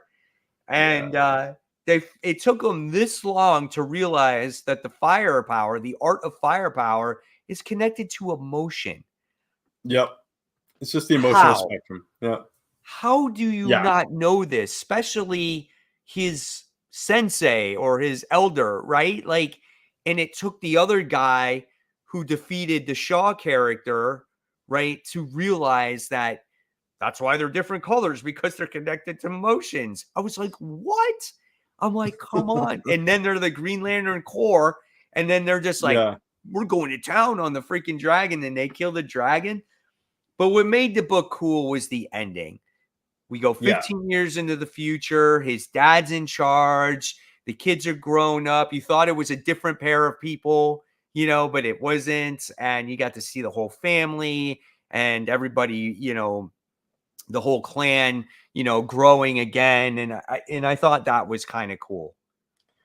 Yeah, it felt like it could go full circle. Like this was going to be like a never-ending cycle of the same story, kind of, because the dragon's still there. This whole thing could happen all over again, which I like that. It left it like this thing that could happen over and over again. So, and just the whole family aspect of it, them, you know, having their happy ending and coming together and all that stuff was nice. But this book, man, it started off so strong. We loved it so much at the beginning. Yeah. Like the first, I don't know, 10, 11 issues were just and it really had to fun. Trade. Yeah. Yeah. And what book starts off with a trade? That was that was crazy. And then, like you said, it took 20 issues of one fight. Basically, it was a, you know, Dragon Ball Z level fight against this dragon that was just like, oh my God, this is never going to end. And then they finally just like, oh, we've got emotional powers. I will use my fear to beat you. I will use my sadness to beat you. And it's just like that. It's this issue. Right? It's like, what? And the dragon never really does anything. It just like flies around and shit. It's just like, and looks angry. It's like, oh, I'm mad at you, but I'm not going to do anything to you. You know what I think what happened is, as soon as they like got the deal for the Energon universe, or they're acquiring these rights, all that energy went to that. And they were just like, maybe let's just do whatever with firepower. They're like, Chris Samney's like, Robert, we gotta kind of wrap this up. And he's kind of like, okay, dragon, Green Lantern stuff, colored fireballs. Okay, let's do that. What if he was just like, just draw this family fighting this dragon? I'll fill in the dialogue later. Well, there really wasn't that much, you know. I know. That's what I'm saying. Nah, it's there was a lot of cool stuff that happened throughout it. There was some family progression. There was a lot of family stuff here and there sprinkled throughout the series, which we all loved that part. We all loved it when it was focused on their family. Yeah, that's what made the book good to begin with. Yeah. And when they would throw that in there, like every once in a while, every few issues, they would throw in a big like family conversation or something like that. And it was like, okay, that was good. But the battle lasted way too long. And this issue, like you said, learning at the last minute, oh, this is what these all mean with the emotional aspects of it, and learning like really fast. Oh, now I can harness this. it just felt a little too easy, wrapped up a little too neatly. Yeah. But again, I still like the fast forward and how it all ended. So Yeah. I don't know. Sevilla said like firepower is confusing. It's not really a confusing story. It really isn't. Yeah. Especially the last 20 issues. It just really wasn't. You could flip through a book and be done with it in like 30 seconds. Yeah. This is it's such an anomaly of a book because the majority of the entire run was such a fast read. You would get like 2 or 3 pages an issue that were like, okay, we got some dialogue going on. And then the rest of it was just like, okay, nice art. We'll get through it real fast. Yeah, exactly. We got a question here. Was waiting to know Transformers wise for Mike and Bryant, who was your favorite character of Autobots and Decepticons? So my favorite Transformer, and I know I talked about this before. No one will guess this, but it was Cliff Jumper, because That's so interesting. Yeah. he is not in the show all that much, but when he was in there, he's such a wise ass, and he's like a little like firecracker Autobot that doesn't take shit from anybody. And I loved his personality, and I always said I would love to see this guy in the show more. And being that he's in this comic book, Yeah. I have everything that I ever wanted from him. He's exactly how I pictured him. And I love his relationship with him and Carly in this comic book. He's the opposite of Spike and Bumblebee. He always felt to me kind of like the Ben Grimm to Reed Richards. You know, he's like this supporting character, this dude that has like this strong opinion, but he's loyal to his leader. Yeah, that kind of character. That's what I always got from Cliff Jumper. Right. And I like him. I like him as a character. He wasn't my favorite, but he was definitely one that I would miss if he wasn't there. He's definitely not the overall favorite for a lot of people, but yeah, it's just when you look at personality wise, because the Transformers have great personalities. That's what has made them always stand out for me. Yeah. For a similar reason, I actually always liked Bumblebee just because he seemed the most relatable. I don't know. But as this is not a popular answer, I was actually a Hot Rod fan. Not Rodimus Prime, Hot Rod. I liked Hot Rod before he became Rodimus Prime. Gotcha. But I always I always just thought he was cool. It's like between him and Mirage and Jazz and Wheeljack, all those that just the cool ones. Wheeljack, I freaking hated him. You hated Wheeljack, really? Yeah, because he was a freaking nerd, and I hated his stupid things on the side. Like, I did hate the stupid things on the side. I just did not like that. And what he transformed into did not make any sense. It did not fit his personality because he transformed into a sports car. And I was just like, he's not that type of guy, you know? Gotcha. So I just felt like it didn't fit. Gotcha. I was a fan for Decepticons. It's going to be Soundwave. And that's a lot of people's. Yeah. Just because he was a one of the original Transformers that could do more, like he had more to him than meets the eye, obviously. Like he had all the tape decks, or he had all the cassettes and all that stuff, and those guys were cool in itself, you know? Yeah. So I thought he was so cool. I loved his voice on the show. And he was very, very, very loyal to Megatron, and I thought that's what made him so cool for me. Yeah, Soundwave was awesome. Ravage, Laserbeak, all those. That was like, especially as far as toys go, it's like, oh, that's the favorite toy because you get basically like 5 toys in one. It was just cool. Yeah, obviously Starscream is Starscream's just cool because you love to hate him. Kind of, he's just like Weasley, and that's how he is. Like Cobra Commander. Yeah. Yeah, in this comic book, it's just like, oh my God. Like, he's even more of an ass in this comic than he is on the show. Because in the comic, you can make him that way, you know? Yeah. And then another favorite, actually, set of Decepticons, which I think is part of the reason why you were so excited for me to read Transformers this last issue, was the Constructicons. Yeah. Love Devastator, and we got to see the Energon Universe version of them, and I was Mhm. I was geeking out about it. Yeah, Honestly, I was it, just like, it was oh, here super we go. exciting. But the Yeah, overall issue, that last issue, was just so good because yeah, you can't help but go for those Autobots, but you hmm, love the hate of like the Decepticons in this one. And yeah, it's just like and you got to see how strong Megatron's cannon is. Like he yeah, destroyed Reflector in just in a heartbeat, and you're just like, "Oh man."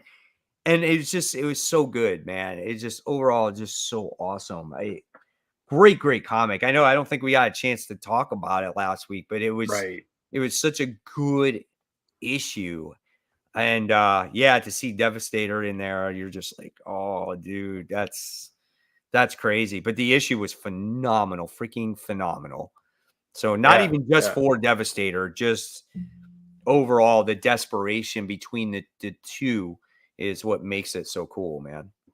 Yeah, it's one of the best books on the stands right now, on hands down, which is crazy considering where Transformers was just a year Yeah. ago. That's how it should be, man. It should be like the Yeah, way it is now. All absolutely. right, so let's move forward talking about the current comics.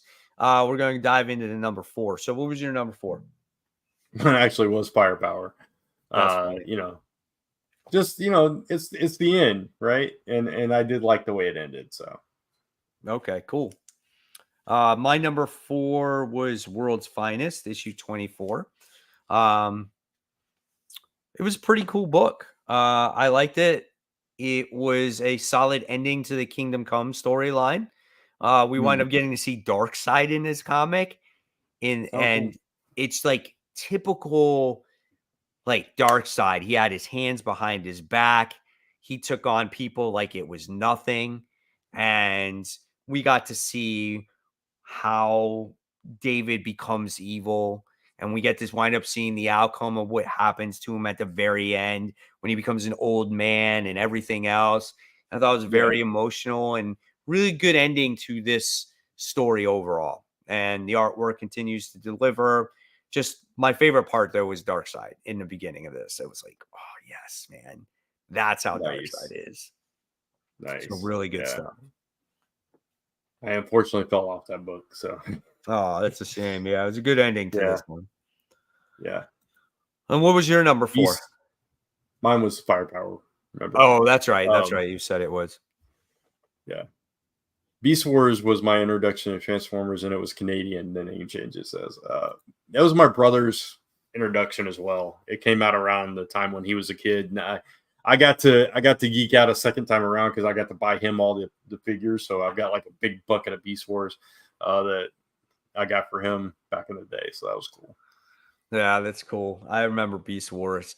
I liked Yeah, it, but for me, it wasn't as good. It was interesting way they did it. I can tell you yeah, that much. Like just with the animation and everything, it was definitely a different style at that time. I just felt yeah. like with the animation style that they were using, I felt like it limited them on what they could do. It definitely did at the time. Yeah, I still enjoyed it because it'd been so long since we had gotten Transformers, so it was like oh, this is cool. We got a popular Transformers thing again. But Right. yeah, I get that. Okay. Let's talk about, let's see, we talked about Superman. Let's talk about G.I. Joe, Real American Hero, issue 304. So you didn't read this one?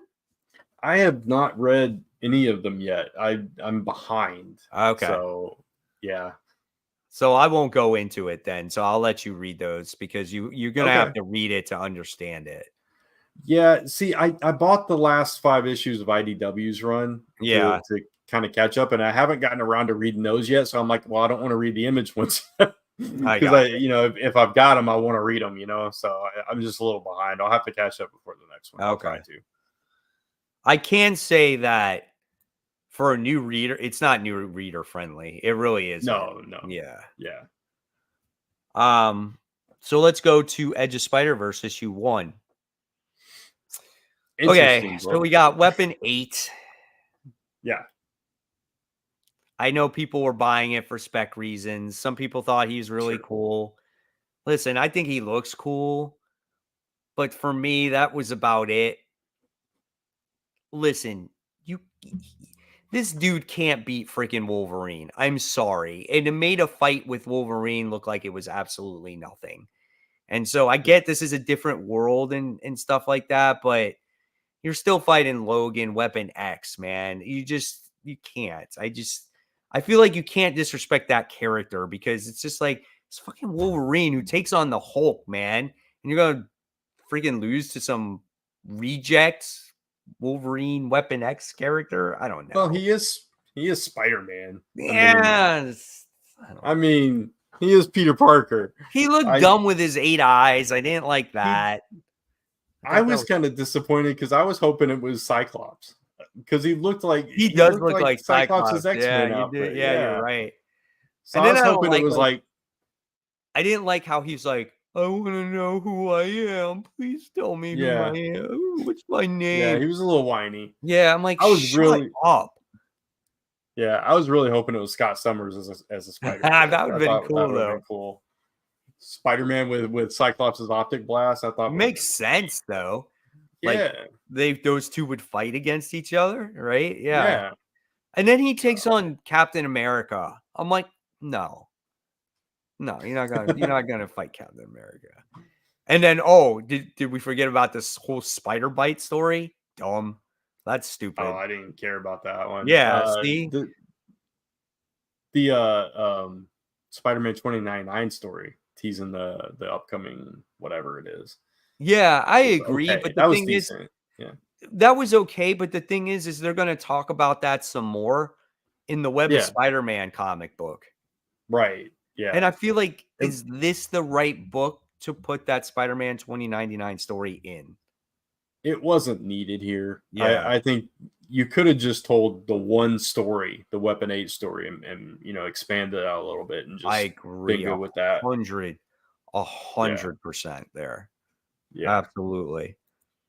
Get more for your money with one big story. So that would have been good. Right. All right. So let's move on to our number 3. What's your number 3? Mine is Knight's number 5. I'm the only one that reads it here. This is just a fun book. I really enjoy this book. We learn the secrets of how I can't think of her name, but how she became a vampire, basically, which is she's not actually a vampire. She's got a vampire entity living inside of her that kind of made her immortal because it's kind of taken over her body. Interesting. And that's why she destroys the world, because it's not her doing it. It's this entity that's inside of her, which I thought was a really interesting twist. So that entity started to come out as the cliffhanger for the issue to end. So gotcha. Before that, it was just a lot of fun. All the kids hanging out at a theme park, and then a water park, and then that happened. So I don't know. It's a fun book for me. Gotcha. Okay, I'm glad you're enjoying it. Yeah. Let's see. What does this comment say here? Your service is noted passively passed on anything to do with Spider-Verse. Wasn't the last Spider-Verse the end of the Spider-Verse? I mean, that's what they told us. Yeah. I wasn't going to pick up this one. I let curiosity get the best of me with thinking this might be Cyclops. And then I was disappointed. And then the name that changes says, he said, I got Knights. So you're not the only one who's reading it. Yeah, that's cool. Glad to hear that. Glad somebody else is enjoying it. And let's see. Or at least reading it. My number 3 was Spawn, issue 350. So I haven't been reading Spawn. But I decided to pick it up because this is like it's Barbarian's passing that torch to Brett Booth in this issue. And then this is something that's been building since like issue 100, where we've had the throne of hell be vacant all this time, and now we wind up getting a new ruler of the throne. And you find out who the character is in the comic, and the artwork was stunning in this book. And once we got the new ruler, there's ramifications that happen, and we find out that the dead zones is kind of like, if you go in these dead zones, if I'm right, they don't have their powers, right? The spawns, they don't have their powers. Well, now the dead zones have expanded, and what happens now is the spawn characters don't have any of their powers because the dead zones are so large now. So they're basically powerless. So, and that's kind of like how it ended up. But there were some great fighting scenes between the characters in this comic on them fighting for the throne, which made it a lot of fun. So even though I haven't read Spawn, I knew enough of what was going on to understand, okay, this is what happened, and now we're going forward with this. Yeah, I thought you would pick this one up because I read the description and said it was going to have implications on all the Spawn titles. Forward, so. The next issue of Gunslinger, it's going to affect him now also, and I think there's going to be a time jump of 6 months. Nice. So who's Nyx? What's that? Oh, but that's the new queen. Oh, okay. So she was a character that was in Spawn that Spawn worked with in the past. So, and she made her debut earlier on in the series, but she is the new Queen of Hell, and she volunteered to take that throne. So, and now she's like, her powers have multiplied extra a lot. So I can't say the word. Yeah. Okay. Let's talk about Rise of Powers of 10, issue 2. So I have the book, but I didn't read it. So I'm just giving up. I'm only going to read X-Men and Iron Man. I gave up on it. I don't blame you.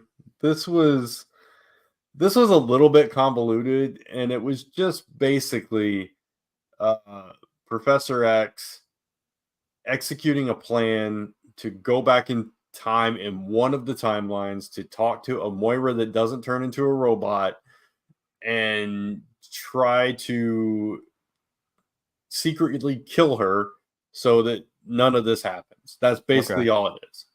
It was just a really long-winded way to get there. Gotcha. But that's the gist of the whole issue. Did they kill her? No. It's continued off into whatever's next. So so then I think they found her. I think they found the right one, and then it was like I think somebody else gave Moira an option to win. Like the Dominion might have found her to talk to her as well. So so like I knew that whole entire plan without even reading that issue, because I got that at the end of the issue before that. Exactly. Let me answer this real quick. Yep. Richard Gutierrez says, has anybody been keeping up with the Power Rangers? I've been collecting the helmet cover variants. They're sick. Kat and I both read Power Rangers. I've been reading every issue. Love the series. Think it's one of the best books on the stands. So yeah, absolutely. Very cool. Then what were your thoughts on Savage Dragon? So I guess my shop didn't receive it. I'm the only one who reads it in the entire shop. So for some reason they didn't get it. So I might get my copy this week. If not, no sweat. It's not a big deal. But the last issue was raunchy, and then we'll see what happens with this one whenever I get it. Aren't all the issues raunchy? Once upon a time, no, they weren't.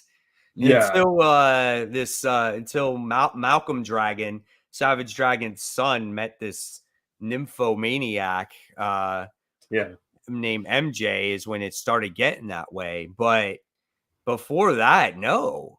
It took a total freaking 180, man. It's crazy. Is Eric Larson still writing it? Yes. So is he living out some, I think he's living out some something. porn fantasy for sure, man. Like, I think maybe in his other life he wanted to be a porn star or something. Maybe, who knows? So weird. Yeah, I just don't get what's up with him.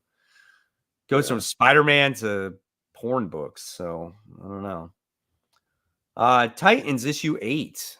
I like this book. I thought it was good. It played off of the event. You know, do I see the Titans just handling, a simple rescue mission because of a hurricane? No, not on a normal basis, but I feel like after dealing with such a major event, I feel like this is kind of something like a palate cleanser for them, Yeah, exactly. It was a nice transitional issue to whatever's next. Yeah, and you got enough coming out of Beast World with the Raven stuff and the Beast Boy stuff and all that stuff. You got enough of that sprinkled in here to kind of keep you invested in that story. And I still feel like this issue was better than all the issues before Beast World. I agree. So, I agree 100%. Really a solid book all the way around. I mean, you get to see like how people hate Beast Boy, and the heroes in general, which kind of sucked.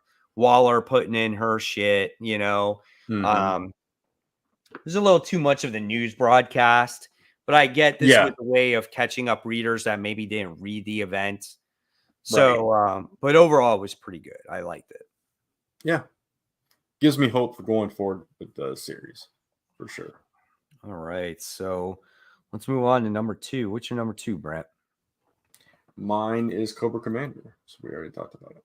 And of course, that's a no-brainer. Mine's Cobra Commander too. Of course it is. We probably got the same number 1 as well. Oh yeah, I'm sure. All right, and then let's talk about Nightwing. Yeah. So Nightwing was pretty good, like emotionally, because not that it really accomplishes anything, because now you got this copycat. It's bad enough you still have Heartless, but now you got a copycat Heartless, right? And you're like, fuck, dude, now we got this guy. But it shows that because of the situation that happened, this poor boy is in a situation that he wasn't forced to be in. And now he goes with an uncle that is like this abusive uncle.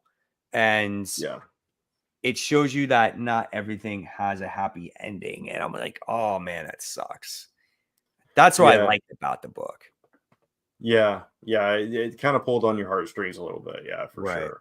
And it also like I like that it was introspective for Bruce because he had to like relive that tragedy with all his surrogate kids.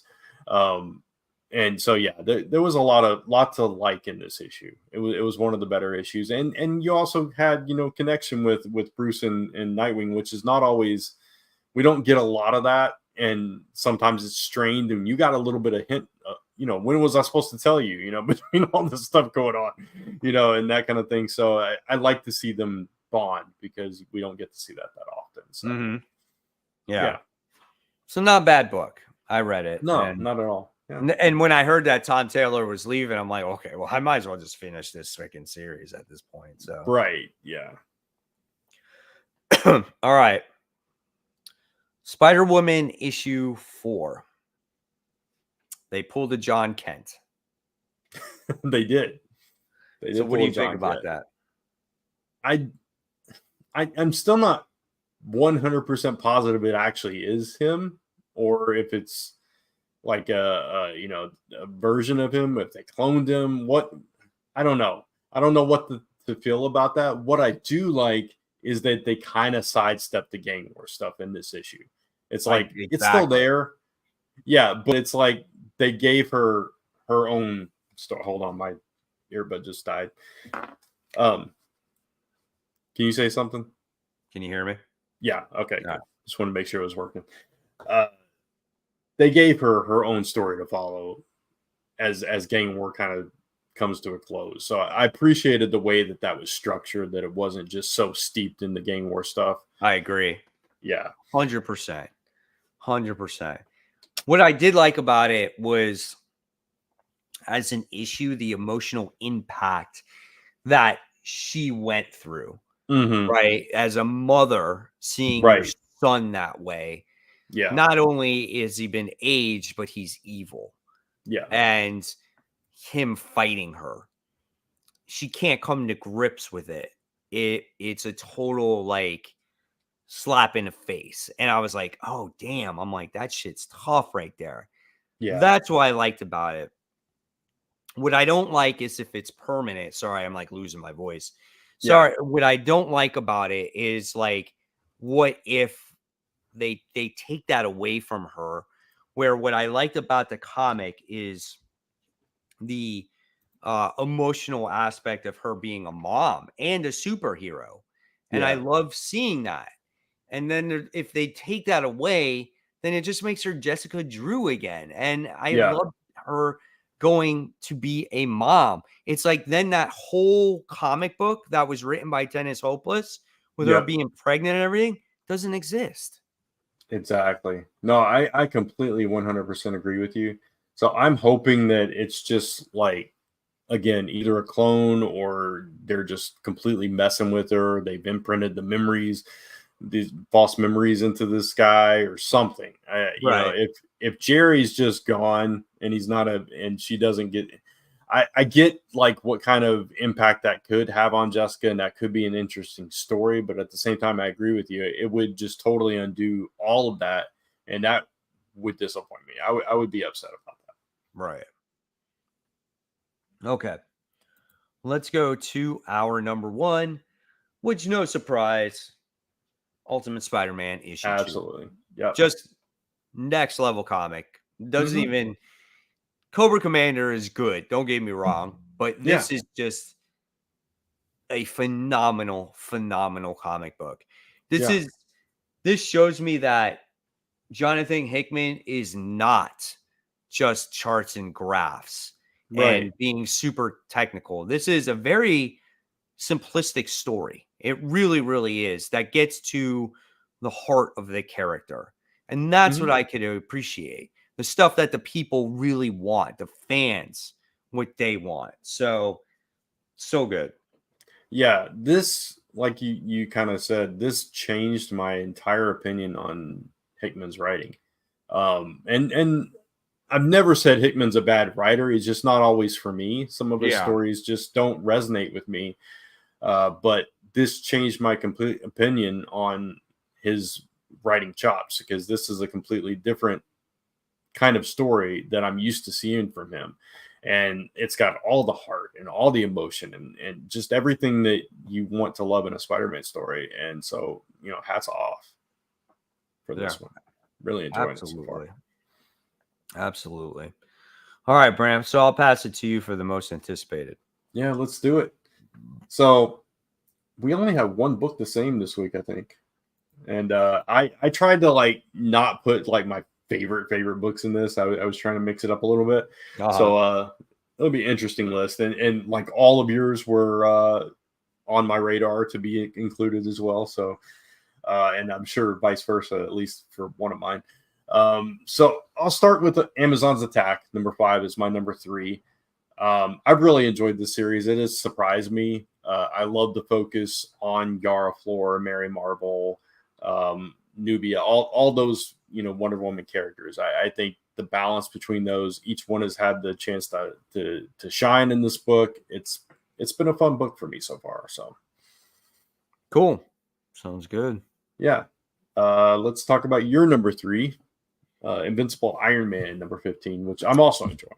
I mean, it's the best non-X book out there. I mean, it really is. This story had a Tony Stark Iron Man character that was down in the dumps, that everyone was like, oh, I'm tired of Tony being drunk and wasted and not part of anything, to the character being built up, to him being part of this Fall of X situation, to being part of the solution to them winning, to developing a relationship with Emma Frost, to them getting married, to being part of the Hellfire Gala. Like, this has been a really solid run. Yeah. It's going to end. It's considered an X book, so it's going to end with all the other X books. Yeah. So that's unfortunate. But this is, obviously been part of the plan the entire time. But just a really good book. And I'm happy that, when this does come to an end, that I have read it because I've really enjoyed it. Yeah. Yeah. Me too.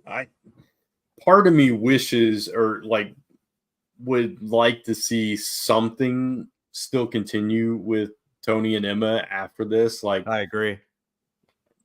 I don't know what I want, but I just think it would be interesting because you could kind of see them getting closer out of necessity and it just kind of happening. So it would be interesting to see that. I mean, they hooked up. Yeah, exactly. I So mean, they have feelings for each other. You can see that, yeah, yeah. I think they've gotten to respect each other at the very least. So Right.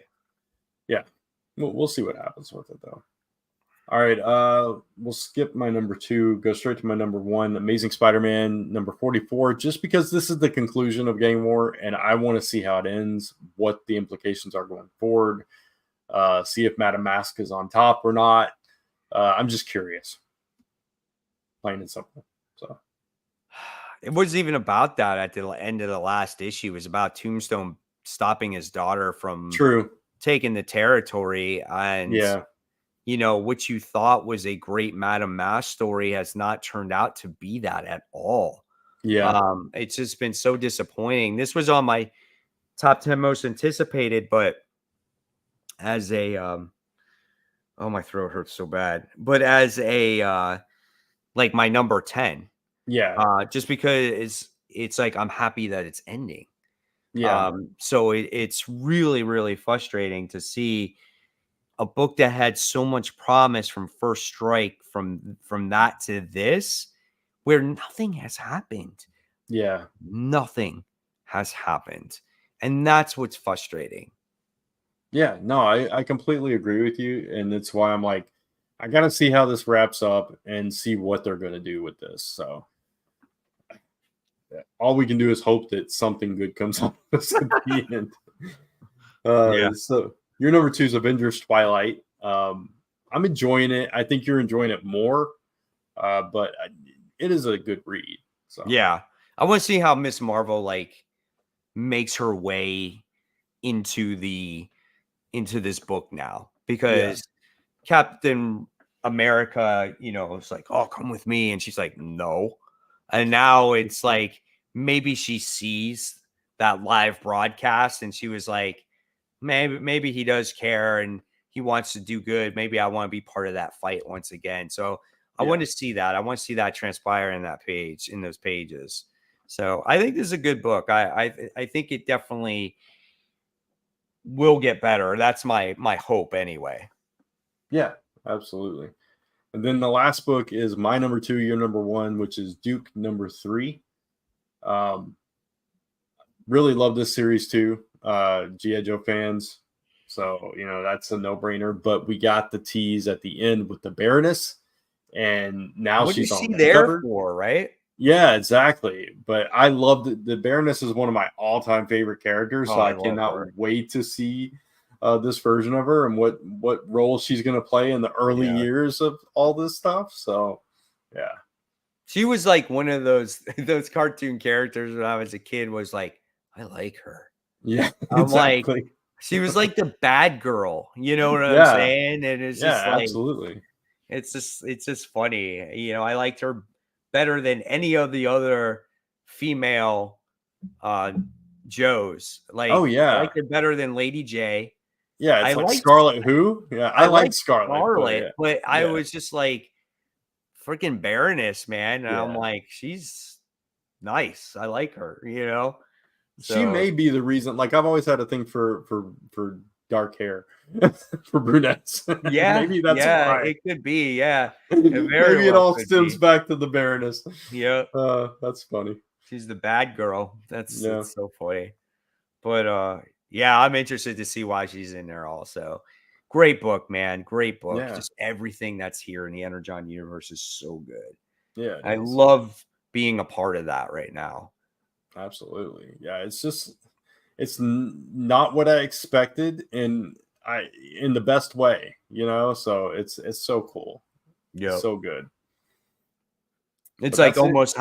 I almost have to like when I look at ranking books now, Mhm. it's like I almost got to sit there and go, does this equal Transformers? Does this Yeah. equal Duke, Cobra Commander, Void Rivals? Does this equal even say Ultimate Spider-Man? Like, do they reach that tier?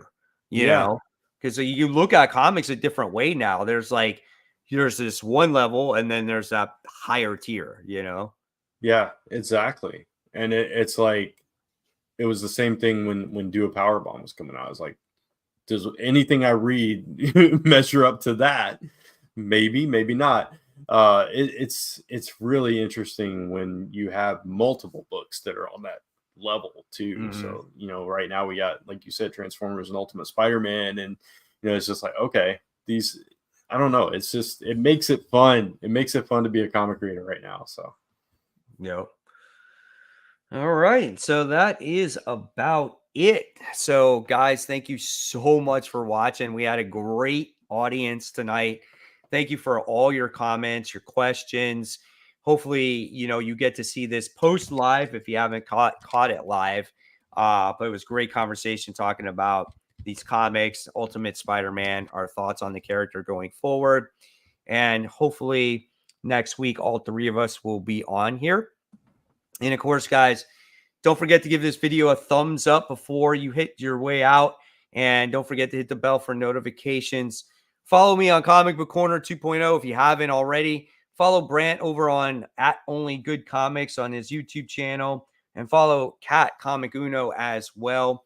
And of course, guys, as always, thank you for watching. I'm going to stop talking now before I die. And I'll see you guys real soon. We'll see you guys real soon. Thank you and have a great new comic book day. bye, everybody.